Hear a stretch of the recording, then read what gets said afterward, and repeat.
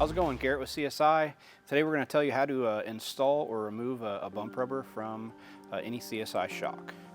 First thing you're going to need is a 3/4 inch wrench to break the jam nut free.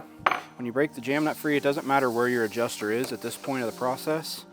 Then you'll just back the rod end off the shock.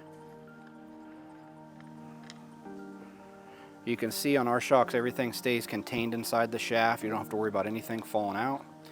You take the jam nut off, slide your bump rubber on, slide your cup on, or whatever stack you're putting. When reassembling, the key is to get the jam nut all the way up the shaft so you can't really see any threads. And then when you go to install the rod end, you want to make sure this is backed all the way off to full soft.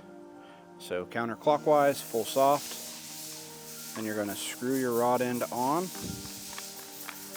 until it stops.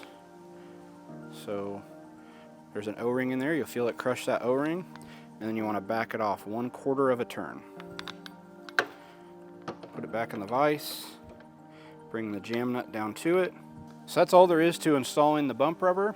You can trim the bump rubber to length to get your correct bump gap.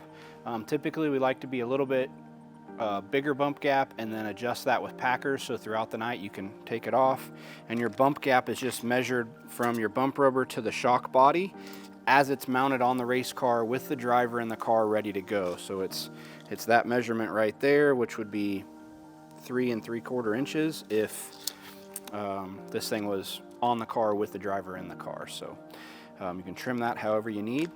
And this process is the same whether you have a twin tube shock or a gas shock. Same process, pretty quick.